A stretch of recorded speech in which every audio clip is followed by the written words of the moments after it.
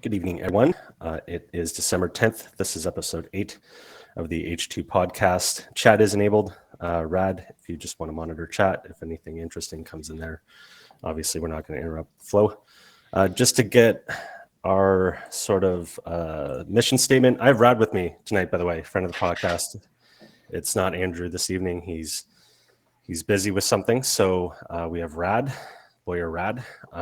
Our mission statement, well, mine and Andrew's, is to provide humble retail investors the latest news, filings, and happenings in the most accurate way possible and without compromise.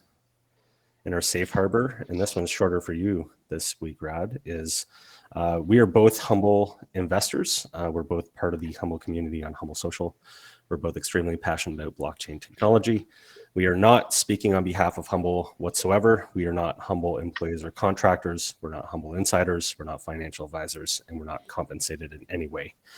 Any reproduction of this podcast without explicit permission is prohibited. We are waiving that for you, Zach, so we will provide a recording on YouTube. If you want to clip that, you can do that as you may.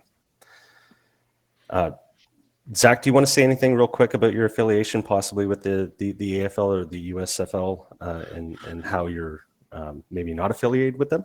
Exactly. Yes, absolutely.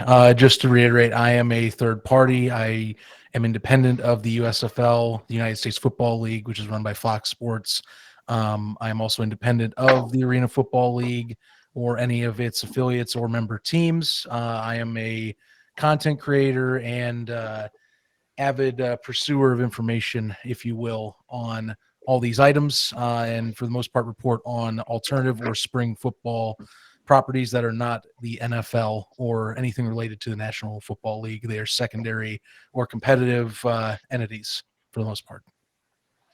Okay, great. And Patrick, before we keep going, just the attorney in me wants to address the disclaimer. I know that you said that is your and Andrew's disclaimer.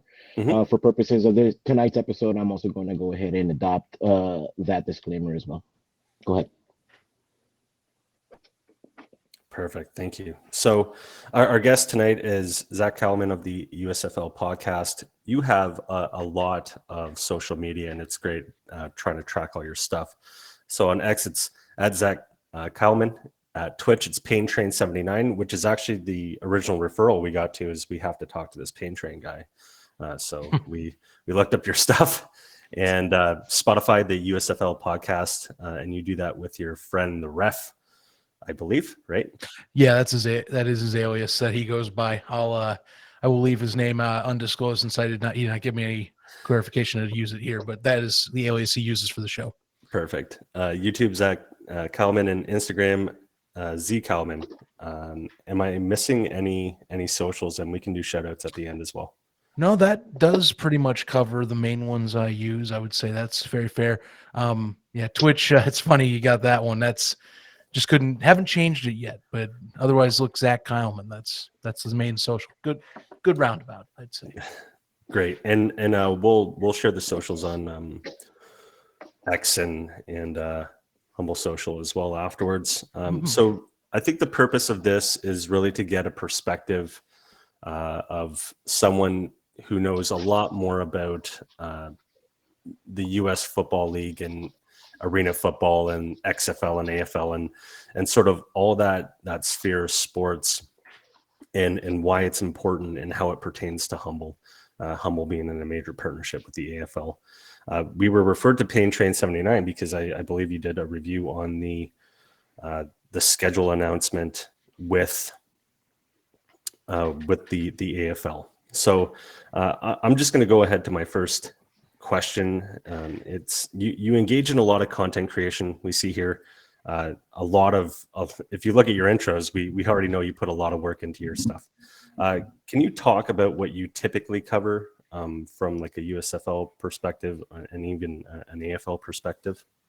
Absolutely. So for my main coverage, I primarily focus on the United States Football League right now. If we're talking a dedicated podcast or video podcast platform, which though does not pertain to HUMBL, that is how I keep up and am focused on covering the scene that is what is referred to as alternative football, which is referring to anything that is not National Football League related. So the United States Football League, which is a spring football league playing its games usually in a set period of time that's not during the NFL season, that is where the USFL side comes from it. So I have been doing that podcast and that show in particular, independent of the league. However, I would say we have a talking relationship with the league that's not official. And that's been going on for 2 years now. That league began in 2022 and has gone 2 seasons in.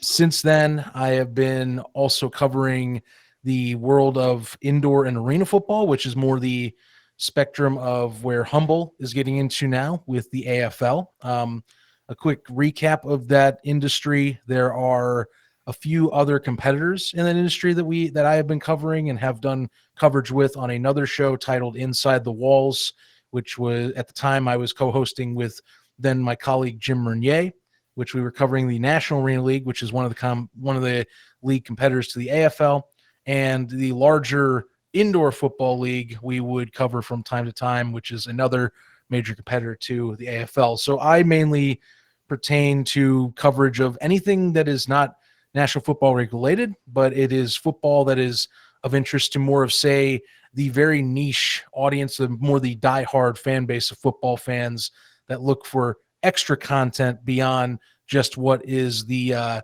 would say, more of the casual audience's perspective of the sport in the United States. That's great. How did you get into sort of the alternative football sporting? Like, were you a fan of the AFL beforehand? I know there's Champions Indoor Football that recently got absorbed into the AFL. I know there's other leagues. What makes you so passionate about those leagues other than, say, the NFL? So actually, it's funny you do mention that. That is how I started doing content creation, was via the Arena Football League in its previous iteration, coming out of the era between 2010 to 2019, coming out of the 2009 bankruptcy, when they reformed under Arena Football 1. And so I started covering the league in its final season, just doing an independent show at the time. Which then it's kind of been from there, even with the AFL closing shop in November of 2019. It's kind of taken off to where it kind of springboarded my interest, and I would say more focus on coverage of every one of these other leagues that are existing. So, I mean, I've discussed and I actively keep up with XFL content, which used to be Vince McMahon's property. Now it is owned by Redbird Capital Ventures and Dwayne Rock Johnson and Danny Garcia.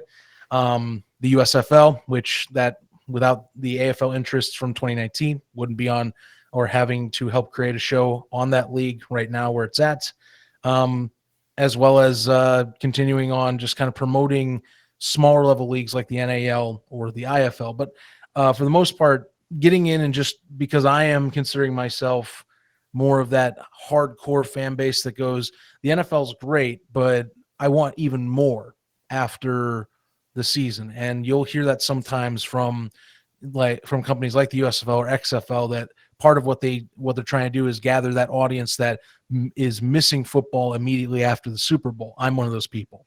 And I have taken this as basically promoting and showing that, hey, there are great football talents and great football leagues being played that are not just the National Football League. And I pretty much use it to help spread that word and also to share my passion for the good quality play that is presented elsewhere outside of your TV screens on Sundays in the fall and winter. That's awesome. Now we talked about the last iteration of AFL. I think, Rad, you have a question surrounding that. Yeah, I'm sorry. I was actually trying to break in and I forgot that I had muted myself. So Zach, so you had alluded to the fact that the AFL has some previous versions of it, and now as we know, maybe for the benefit of the public who may be here for the first time, this is the third version of the AFL. As someone who consumes this information more than the average fan, what do you think about the new version of the AFL? Yes. So right now we are talking or how I reiterated with the AFL at this time. I consider AFL version 3.0 simply because it's now the third iteration of the AFL. Right now, a lot of my comparisons, as well as I think the community at large, those that were involved with its 32-year history, mind you, that's going to be extending to 33 seasons come this April, is, you are comparing to a very professional, high standard of brand here. And the AFL is, I would say, in terms of that space where the 50-yard football game itself indoors is a niche of a niche, it is the most recognizable brand in the industry there. So I would say, for the fact that they were able to secure some of this incredible branding, and secure, I think, the most memorable branding of all, the AFL having different word marks and logos from the time. The one they picked up is from the end of 1.0 era, which goes from 1987 to 2008. And was used in the 2010s, and most people remember that logo and branding. So I think branding perspective, they've been doing a great job. It's the one that most people associate with. I would say, if we're talking right now, the teams they have collected, like I know it was alluded, the CIF portion of their teams joined. I like those acquisitions, by the way. Some of the other ownerships are from the National Arena League, or were previously in the National Arena League, that are high quality owners from the NAL. And I have been enjoying some of those. And then there are a few that I've seen recently come out that, they are owners that I think will have to prove themselves more, but I would put it as more, I do see more the optimistic side of these owners that are presenting themselves in the league.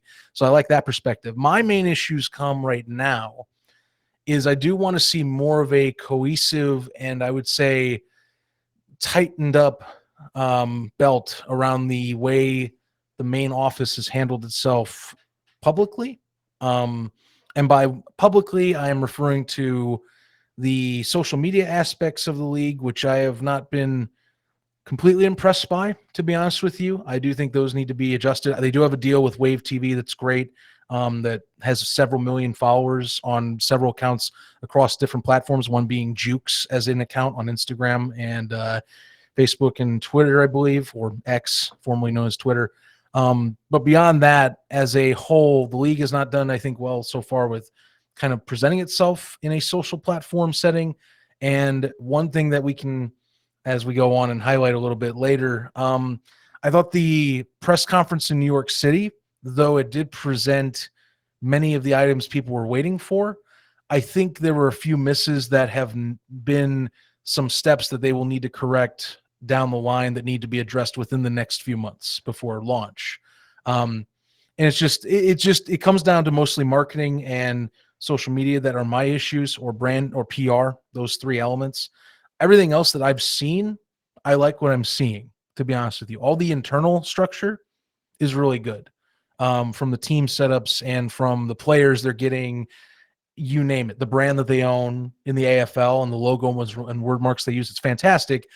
I just need to see a more buttoned up setup when it comes to public relations, how announcements are made or have been found out, and how they are presenting themselves in a social space, which I still think has left some results to be desired right now.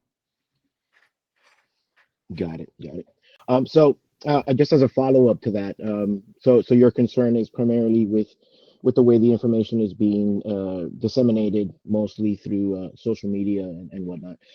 If you had one piece of advice for the execs over at the AFL, how would you help, or what would you suggest to be the fix for that issue?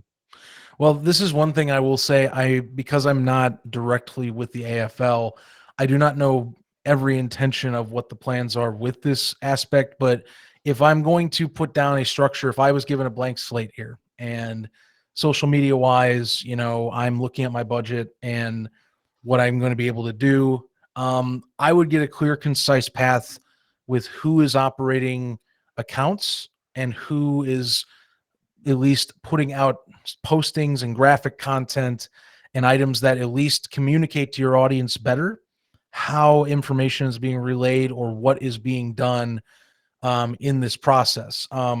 Because I haven't been impressed with how each platform has been run. So if you go, and this seems semantical, but trust me, this is a portion of it that does play into how I think the core fan base, some of the AFL past fans that are happy to see this league back view some of these social elements. It does get relayed, but if you look at the X account right now, compare it to the Facebook account they have right now, compare it to the Instagram account they have right now, the X account is named Arena Football USA, and the November 16th press conference did mention that they are renaming to Arena Football USA. If you go to the Facebook and Instagram, though, they're not named Arena Football USA. The Facebook hasn't posted since May 11th, which is a problematic item because that you can't communicate to your audience clearly without having those accounts open. And again, I do not know specifically why that's the case. If there's a social media manager involved, then that's an issue that they need to correct. But if I were to have a blank slate, I would have someone dedicated that says, all right, you're the head manager of this department. If you need one or two assistants to hire based on the budgetary items behind the scenes, we're going to have at least 3 members that handle social media and that post at the right correct times for said structure. Now, they've done a great job using third party. Again, Wave TV, excellent group that they picked up. And I think that's been their best move so far, social media and marketing wise. I just need to see them in terms of my first party self, in terms of who I'm presenting myself with these accounts, as doing a better job with a unified message and unified structure of presenting yourself on those accounts. Otherwise, the rest of right now comes down to how announcements have been made. They have been making PR statements on social media. However, to those that are in the know in the industry, they have not done a great job, I would say, at holding down information and keeping it to where they are the ones controlling what is being announced. There have been some coaches in the league that have spoiled announcements early, or certain people that are associated with personnel, if you're in the right circles, that have dropped this information early. And it is, again, it does not help the look of the league office in some of the fans' eyes that I have talked to, when they are not able to control the narrative. Comparing myself, by the way, to experiences with the USFL, which is handled again by Fox Broadcasting Company or via Fox Sports, where their information right now, for example, they're going through a merger with the XFL, and you can't find anything on that right now. It is their discretion. It's speculated that there are only 5 people that know what's going on. It's 5 officials at the top that know what's going on with this merger. Whereas the AFL, I could tell you that most, if not most, to close to all announcements on teams and some other elements have been either revealed via indirect channel or been revealed by those close to teams that maybe should not have been speaking according to certain protocols the league's supposed to follow. So that covers it. I really want to see, and others do want to see this too, that I've spoken with, want to see more of a buttoned up office in terms of how they are presenting information and also how they're better communicating to their fans in the long term. And I think they've heard that in recent discussions that I have listened to for content with teams that do their own podcasts and updates with fans, have stated that they are listening to fans, but I don't think that has been clearly conveyed as well as it could have been at this stage right now. Okay, thank you. I mean, that makes a lot of sense, right? You want cohesiveness on the brand, and it has to drill down to the teams as well. So they should be posting certain things at regular intervals. They should, and I know HUMBL is being the technology partner. They're helping, obviously, with the platform, right? So the website itself, and then drilling down to the teams, should all have a cohesive look, just like the NFL, just like the MLB, the NHL, whatever, right? And that's currently being worked on. You know, that's given from the CTO and the CEO of HUMBL, right? They do regular meetings just like we're doing right now, right? And I am aware they do 2 meetings a week right now, and I'm aware of those items. And again, this is why I specified at the beginning, I'm not in the office. Again, I am a third party giving you more of the outside perspective. Right. But I assume that it is being worked on. My message is it might need to be worked on a little bit quicker. Is how I view it. And I know Yeah. that is pressing, but that does affect how your core fan base looks at you, is all I can put out there. Yeah, absolutely. So, with the announcement of the AFL and the HUMBL partnership, you've seen, obviously you've almost reviewed the entire schedule announcement in New York City, and you saw Brian Foote go up there and speak. Mm-hmm. What's your general thoughts about the partnership with them and how it may differentiate them from say other leagues that are already established? Well, listening to CEO Brian Foote and also Commissioner Lee Hutton on elements of this joint partnership, and now equity stake in terms of HUMBL with the AFL. I love the ambition of this. We hear a lot about VR elements. We hear a lot about how the app that is being developed in the website Arena Football USA in conjunction are being developed, and I would agree. Like some of the things I've been seeing that have been being adjusted as of late since that press conference are promising. The VR element of this that they keep hinting at is what I do find fascinating, like virtual stadiums and kind of being able to attend from afar. And that is, I do think that is something in sports that we will see in future years. How quickly? Well, we'll find out, because I know they are talking it as a main sticking point, and I do think that is fascinating. I think in terms of a digital partner, in terms of app development, my honest opinion, I love the AFL app in general. If we're comparing this to the rest of the competition in this space, which would be the Indoor Football League and the National Arena League, the CIF does not exist anymore via the CIF splitting. Part of it is now in the NAL and now controls the National Arena League. Part of it is where it is in the AFL with us, following the Arena Football League. And I do think that you don't see anything like this in terms of a digital platform that in terms of its competition, which that side of it to me so far, I feel is getting very much closer on par with a more upscale sports brand, like, an NFL or like a MLB or something like that. Like I see these stepping stones for that, and I love the developments that have been made.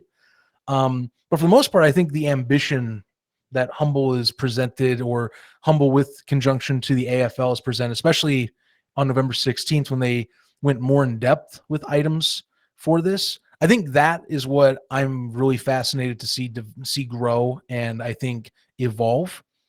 Because I do think, like, for example, VR, or how you're able to get better ticketing to people, which is, I know, a big pressing point for this new iteration, is kind of more availability towards the ticketing and more forward thinking towards the ticketing and experiences, especially at the arenas, which I'm fascinated to see come up. That to me is stuck out. So I love those elements. I think HUMBL, in terms of a digital partner, has been doing a pretty solid job right now for what the timeline has been. And I think they're doing in a good space right now for their portion of this launch into April. Well, thank you for your thoughts. I just want to bring up two things, Rad, and then I'll hand it over to you. Now, the metaverse stuff is obviously very interesting, or the VR and whatnot, virtual seating. Seems like it could be another revenue driver. Could be something that's given away if you buy something like a jersey in a shop, you have all the home games. You could have virtual access tickets, or if you have season tickets and you want to resell those tickets, you would still have access to have that seat virtually. But getting around an example of I think some of the power, and most of HUMBL investors know this. We have a verifiable registry for a lot of sports memorabilia, and you did take a look into it. So that's yes. Really interesting, right? So you can have someone sign a football and you film it and it gets verified. You slap a sticker, it's on the blockchain. So if you resell it, you know that that's the real football. and it's stored in your wallet, and then it's also transferred into another person's wallet in a transaction. So they know that football is real, and then they can resell it, and it retains value or it goes up.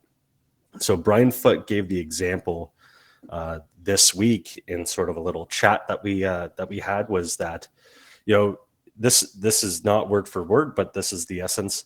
You're at the AFL stadium, you catch a football, it goes into the crowd, you catch it, it's on TV, you get it signed. All of those are now artifacts to that football that you now own. Yeah.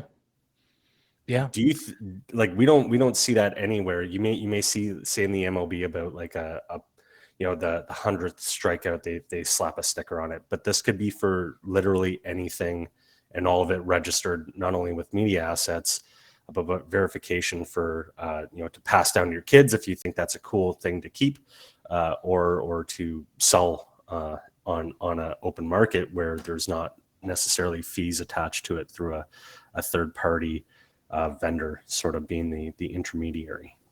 Mm-hmm. Yes, I mean, that is an element, and yeah, you are right. I did double check into that scope of HUMBL's broader portfolio of interest that they are in, and the more we talk and the more we go into that, that marketplace option could very much be viable. And I think it's great, for example, if you have especially a diehard fan or diehard fans, like I think it's great. It's kind of like relation towards having more that want to join the HUMBL base. That could be AFL folks that then might want something that is a memorabilia piece in this league. And I know there is quite, it might not be as easily visible to see, but there is quite a memorabilia sector of the AFL in terms of folks that are looking for old gear, old footballs, you name it. And that could be something that, because you are, in terms of HUMBL, speaking as in terms of HUMBL, that is not specifically you, of course, but right. HUMBL could very much use its base and its essentially its memorabilia expertise in that sector as a really great way of kind of propelling the AFL in a certain way. Hey, you want this game worn jersey that was like, it was a championship winning touchdown catch, say it's the receiver for, I don't know, like we'll say the Firebirds, Darius Prince, really good receiver, by the way. He catches the game winner in this year's Arena Bowl in Minneapolis. That would be a really good use of that technology then, to basically say, hey, it's available on HUMBL, and you can redirect some audience members to HUMBL that way, and kind of, I would say, boost up that marketplace with certain assets. Yeah, absolutely. And I think they actually get even broader than that, where they're doing some merchandise for someone in the UFC right now. So your entire line would be verified, right? So say let's use this example. We're going to use the Firebirds again. Say the Firebirds, they're in season 1. They have an inaugural patch on their AFL jersey, right? Like we know how a lot of teams like to do this stuff. I'm a big, Toronto sports fan. Rad loves Miami sports, right? Yeah. So if you get a special jersey that may not be necessarily signed or game worn or whatever, there's still something there that you can scan, and it like a QR code on your tag, and it says, oh, this is the first run of the first season, and nobody's going to get that, other than the people that were there at the time. It's almost like super fan status without having to, get the signed merch and on the memorabilia and whatnot. So right. It's just something to if you're going to expand the blockchain and its applications to sports, it seems like it's pretty intense. And then the second portion, thank you for talking about the memorabilia, but the second portion would be surrounding ticketing. And if anybody's done research into the HUMBL AFL partnership, there's actually a filing by HUMBL talking about being a ticketing partner and how much HUMBL gets per ticket, regardless of it's sold through the dreaded Ticketmaster or Ticket Pro or Ticketfly or whatever. And then there's also goals for the AFL to sell tickets through the HUMBL platform so that they can get equity as compensation. So it's almost like a scratch my back, scratch your back sort of partnership, which is usually very advantageous for both parties. Who knows what the AFL could use 10 million shares of Humble down the road if revenue's pouring in for both of them. They could use it for those social media folks and that marketing to step it up to the next level. Yeah, I'm glad you brought that up. I did graze by the specifics on the ticketing. I'll have to go back and revisit, but yeah, the incentives there. I think if anything, that's something that reassures how this partnership works, and I think the seriousness of it is specifically. Not to say I'm questioning that, but like just some of the aspects of, hey, I'm going to I'm pushing people towards your platform in terms of tickets. We need to also hit sales numbers, and then we can have certain financial items hit as Absolutely. well. And so that definitely is vital to this. And again, I think that comes back to, if I know we mentioned a bit ago, the social marketing aspects are being worked on. I do want to see how they approach that, because I know that one thing that I do find interesting as a sports fan in general, and I know Humble is growing in the space, but it will definitely need some work to approach pushing people to say, wait, I'm not using Ticketmaster. Although there is that stigma around Ticketmaster, it does come off as it's the de facto place you go. So you will have to make sure the marketing and the word gets out really well via whatever channels you use. But if you do it right, that can be very beneficial if you do it right. So a lot leaning on it, but a lot of promising elements if you do it correctly in the lead up. And I don't think, I'm a big sports fan. I'm a concert goer. I'm always looking for the cheapest ticket, in the spot that I want to go. I don't think there's really any customer loyalty to larger ticketing companies because there's simply no alternative. And Rad, you had a great story about Ticketmaster recently. Yeah, Zach. So my wife is a big Pitbull fan, and so I decided to surprise her with some tickets. Got them through Ticketmaster, it's $100 face value, and then 22 $23 processing fee or convenience fee as they call it. Yeah, later on, as the concert got closer, she decided she didn't want to go. Something came up with the family that she would rather go to. So tried to sell those locally, didn't have success. Put them on the Ticketmaster resale platform. And so in order for me to list them and to get them sold on there, they were going to charge me an additional $25 to get it sold. So now I had to list them for 150 in order to get my 125 back. And then what I came to learn after the fact was that the person who is buying the resale ticket is also getting charged $25 for that convenience fee. So places like Ticketmaster are making $75 off of one ticket on convenience fees. And that's, I mean, I don't know how you feel about that, but to me, it's crazy. Oh, you don't even have to ask me. I find that insane, but for any regard, and that's just, for any normal person out there, that is nuts to do. I actually, now that you mention it, I did actually go through a similar process back in February. Full disclosure, I moved out to Arizona in March. I'm originally from Indiana. It was for a job transfer of sorts, or really a new career. And I had to sell XFL tickets on Ticketmaster back. And it's the exact process you talk about, because unless you want to just bite the bullet on some of your price, you have to basically sell your tickets higher than what you bought it, so you can get your money back, which is a real shame and is not, to me, it's not a good system. I can tell you that. What stinks is, and that's why I brought it up earlier, is that because Ticketmaster's so large, you have this audience that goes, well, they have this much control. It's the de facto place to go. So that's where I'm like hoping, and this is why I like when I see with Humble here, where I'm going, we do need more in the space to help with competition. We're kind of seeing that with SeatGeek. And I feel like Humble could be part of that movement with SeatGeek as well, where they step in and essentially say, hey, there are more places you can go. We'll be more competitive pricing, more competitive fees, you name it. So that experience, like, I don't want to see a Ticketmaster experience like that ever again, because it's ridiculous. To be honest with you, it's flat out ridiculous. Yeah, it's crazy. I mean, look, I almost felt complicit in you know, I mean, I'm tongue in cheek, I'm calling it criminal, but I was complicit in the fact that I had to list them there, and somebody else had to get charged a convenience fee to buy the exact same ticket that I already possessed. It's Mhm. just nuts to me, but whatever. Yeah. It is what it is. Okay, Zach, I think we're coming to time on this portion. I do have something, one last question for you. You've talked to a lot of guests on your show. You've produced a lot of content on podcasts, on YouTube, on Twitch, on Twitter, or X. Can you tell me about some guests that have been very memorable and why?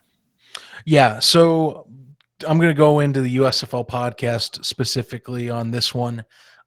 We've done a series of live shows over the last 2 years. And depending on the time of year, we call it either spring stock or summer stock. It's more for like a USFL live show to bring USFL fans together, but we use it as a celebration of spring football. And one of the guests we had privilege to speak with this past summer at the second USFL championship in Canton, Ohio. We had Daryl Moose Johnston, former fullback for the Dallas Cowboys and and color commentator for Fox Sports, who is now the president of the USFL. He joined us on a live set, and him and I got to converse. We got to have conversation on the league, on that league's future, and just elements about the said game that was coming into place.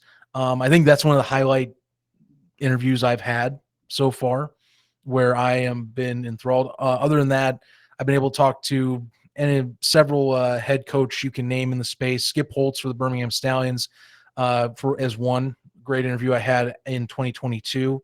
He's a fantastic person to meet him in person. By the way, I've talked to him on the phone, but we've met in person, and he's just he's an incredible human being, is the best way I can put it. In the arena space, really, as much as it's a little different, if you guys followed the National Arena League or know about Antonio Brown, I did not interview Antonio Brown, but we did talk to Eddie Brown, who is considered the greatest receiver in Arena Football League history. We got to talk to him last year when he was still involved with the then Albany Empire in that league. But that's a highlight interview of mine as well, especially for arena's sake, because he is considered not only for that status of greatest receiver, but just in terms of an example of a dynamic athlete that gets overlooked and uses that alternative pathway like the AFL is showing, or the USFL, or any other league that's not the NFL right now that plays in the spring or just plays elsewhere. He is one of those examples. So like, I do take great pride in talking to folks like himself or others in the industry, that show that these journeys are all unique, and they're all different. They all have different cross sections or forks in the road, but it's at least the journey of being able to work in the sport that we all kind of see as like above us in terms of that stardom and different world of people that we get to talk to. And I think like I said, Daryl in particular, that was one that I had to really, before he sat down with us, kind of check myself at the door and go, okay, no fanboying right now. It's all about professional discussion. And I made That's it awesome. 95% through. Only thing is I didn't sign off and say have a good one. And he caught me at the end, and I was like, thank you for that. But yeah, that's easily the best one, is him last July. That's great. Patrick, I know that we're coming up on time with Zach, but I've got one final question, and I think that I can tie in a question that was asked in the chat, and that's, where do you see the future of the AFL going forward? And the follow up to that, which is what the question in the chat was from Brian.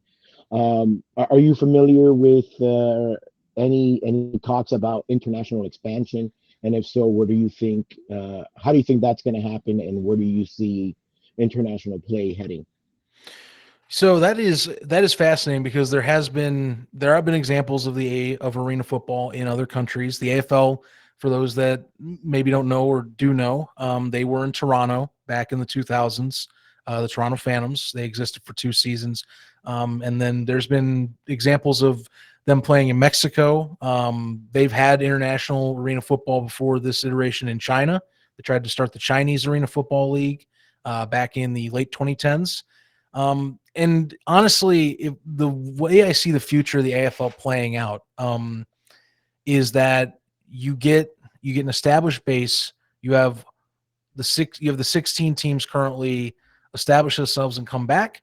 And I do see, if you keep everything in America stabilized and get the certain monies going to the teams that they need to continue operating at a effective level, then I do think you do look at options for markets in, I would say, in Canada or Mexico, just to start out, because at least the location, if we're talking the international portion of this question, you don't want to, you can't spread out too far right now in terms of travel, but it does test the waters. There are cities that are right on that, say, borders of each other in the US and Canada, US and Mexico, you could go to, that I think you could at least set up shop and you could test those audiences better, or you can run international games, which personally I would prefer in this case. I know the league has mentioned, especially on November 16th, but in other instances, they are testing neutral site games for upcoming markets, say Chicago, Arizona, and the like.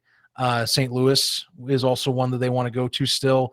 And so I think you take that expertise from this first season of neutral site games. Some of them are going to potentially be for playoff games, and you can use that to help engage your international audience. So I think the future of the AFL is more, if I'm doing a timeline, first 3 seasons, I think it should be all about stability. And that's especially speaking about the sports history, by the way. If you look it up, it is there are 87 different teams that have been in the AFL in some naming capacity in its 32-year history. That's not including the new ones that are added this season, by the way. So get a stable base, lock it down for the first few years, grow your digital assets and your exposure on your networks or wherever you're going. They haven't officially announced that, but there are broadcasting elements to this, or networks and places they're going. But establish those relationships, establish the teams, make sure that those teams are stable and secure in their finances. And then if you can do that in 3 years, I would say start testing out Canada or Mexico and do like test games like the NFL does, because there's less risk in it, but it also helps grow your brand outside of your core market. So that's how I would address it. Beyond that, keep building up your platforms with HUMBL. Again, if it's a very hand-in-hand relationship at this point with, again, kind of the stake HUMBL has in the AFL. So keep building HUMBL up as a company at the same time. With one rises, the other should rise at the same. And if you can get those elements in 3 years, I would say that's a good trajectory personally for the overall growth. But I think in terms of the league as a whole, trying to beat out competition, if you can get to year 3 doing what you're doing right now with some of the discussion on the amount of teams, the pay for players, which, by the way, the AFL's base salary alone is easily 4 times that of any other competing 50-yard league in terms of base pay. That's been a sticking point with a lot of players. You can do that regularly if you can show that you are around for the long haul, which 3 years I think would easily prove that, and those teams are stable and still in market, most if not all, by 3 years, you're going to be golden. That's how I view it. So I am optimistic. I still like I said, cautiously optimistic, but still there's optimism to where I do think you can in 3 years kind of solidify what you're building as a base. That's awesome. So in the last question is, can we have you come back in a few months if there's major progress made on the tech side, so we can kind of review again? Yes, I would love to do that. Because I'll be keeping it. You'll know this now. I'm going to be keeping a close eye on this on my end of the whole thing. So I would gladly love to jump on for a review. And feel free to reach out if you have any questions, going deeper into HUMBL. We can always put you in contact with the folks from there, or you can join HUMBL Social and you can talk to them directly. Yeah, I will talk to you after the show about that. We'll do it that way. That sounds Awesome. good. Thank you, Thank Zach. you. Appreciate it. And thank you both. Appreciate your time. Zach, really, just from the bottom of my heart, thank you so much for coming on. As I told you before, we went live. I'm kind of like the average guy in here, and so I don't follow AFL. I follow NFL because that's the mainstream stuff. So being able to hear your perspective on it as someone who follows the league is very great, and I think that it helps educate our shareholders, and look, you might even gain a few fans. So thank you, man. Really appreciate it. Appreciate No problem. Thank you for the good questions. Appreciate it. Catch you guys soon enough. Yep. All Thank right, you. my man. Take care. Have a good night. Okay, so I do have more content, and that was great. Guys, give Zach a follow on X. He's always posting stuff about the USFL, and other arena football leagues. He's very knowledgeable. Once again, his Twitch is PainTrain79. His Spotify is the USFL podcast. He's on YouTube and Instagram as well, but I feel like he's most active on X. So give him the courtesy follow. Check out his content, and we'll have him back when there's more progress made on the AFL sites and the teams and whatnot. I do have more content surrounding the authorized shares. I do want to get into that because I think it's pertinent for everyone. And I just want to go through sort of some definitions. So Rad, if you get confused or anything, just let me know. So then I would expect the average shareholder to maybe not understand this stuff. They don't teach it, in school. They rarely teach it in college or university. So let's get into this. I think it's important. I did say that I was going to do a technical tool bag. So let's talk about share structure. We're going to talk about the HUMBL specific share structure. So if we look at this, you have your market capitalization. Market capitalization is your outstanding shares multiplied by your share price, and it's basically the value of the company, right? So HUMBL right now is currently valued at $10.88 million on the markets. That's what the market is evaluating that as. So the other portions I would like to speak about, because HUMBL did make a filing that they may increase from 12.5 billion shares to 22.5 billion shares. And then there was some freakouts about that from other investors, and Brian actually addressed it on HS2. So we'll get into all that, but let's understand the basics first. So the authorized shares. What are those? Okay, so it says, and I'm getting all these from exchanges, all these definitions, so they are valid. Authorized shares are the maximum number of shares a company is allowed to issue to investors as laid out in articles of incorporation. So basically what this means is this is how many shares they are allowed to issue against the company, against the company itself. So outstanding shares below is the actual shares issued or sold to investors from the available number of authorized shares. So outstanding shares can never go above authorized shares, right? You'll notice in the filing that there had to be a vote for it. Obviously, Brian and Pacific Lion have the majority of votes. Maybe you didn't even have to go to Pacific Lion because of B shares and A shares, which have voting rights only. This is enacted to increase the authorized shares. So we can assume that possibly the outstanding shares may increase, but we're going to discuss that in a moment. So Radar, are you following me? Am I making sense so far? Yep, I'm on board. And then if there's any questions in chat, we can maybe bring those up. Yeah. Okay, none so far. Okay, restricted shares. So this is part of the outstanding shares that are planned to be offered by employers to employees, and they're granted stock, but only gain full ownership after specific requirements are met, such as vesting schedule or achieving performance metrics. So if anybody's been part of a public company before, a very common thing is restricted stock units or RSUs. Basically, they issue them if you've been in service for 1 year or 2 years or 3 years, whatever have you. There's a criteria where they have to issue them. So these don't necessarily impact retail very often. Unrestricted is essentially the opposite, which I'm not going to highlight. And then the float. So the float is extremely important to realize. The float refers to the regular shares a company has issued to the public that are available for investors to trade.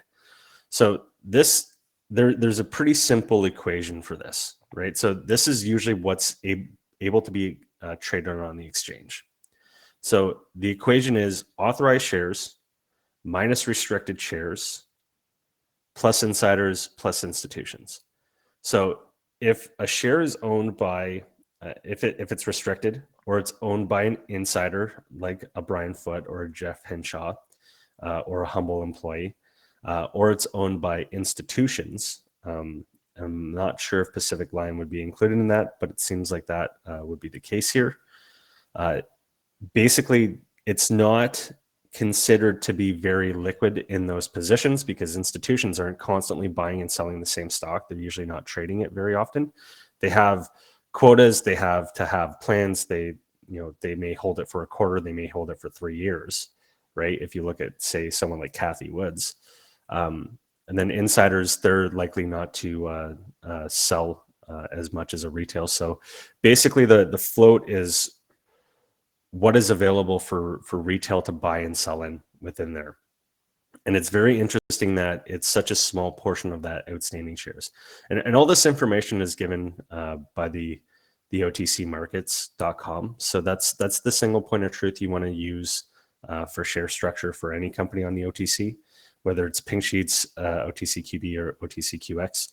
You want to go to this site to really take a look at the share structure because other sites like your brokerage site or Yahoo Finance, they just don't update as quickly. So all the information should be gathered from here 100%.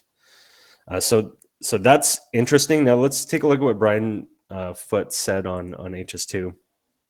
And he gave 3 reasons why authorized shares are being increased. And remember, outstanding shares is really where market capitalization comes from, and float is what's being traded.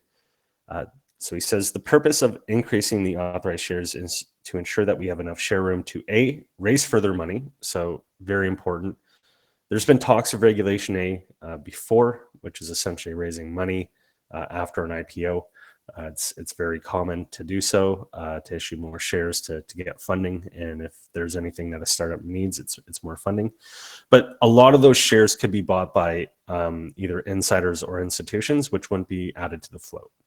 So you sort of following me, Rad, where we wouldn't, even if these shares are being issued, that doesn't necessarily mean that they're added to the trading pool that would possibly be diluted.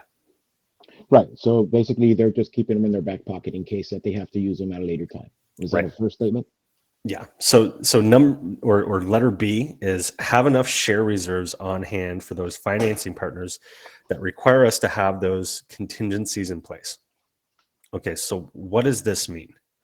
Right. So share reserves, regarding share reserves, financing partners sometimes require 3 to 5 times more shares that are authorized when they are purchasing an amount. So let's use an example. And there could even be higher for lower cap stocks for all we know, right? So let's have an example that an institution buys 100 million shares for a set price outside of the market, because if they're buying 100 million shares on the market, it could drive the stock price up. There might not be enough liquidity. So let's say they buy 100 million. They would need 300 to 500 million above those 100 million that are issued in those authorized shares. So that doesn't mean that they're being put to the outstanding shares, but you need that buffer just in case, say they have to average down or something like that, just like any investor should if they're in a stock that they like in a bad financial time. But basically, what that's saying is that the outstanding would never hit the authorized, so there wouldn't be the dilution of that major chunk of shares versus buying that smaller portion of shares.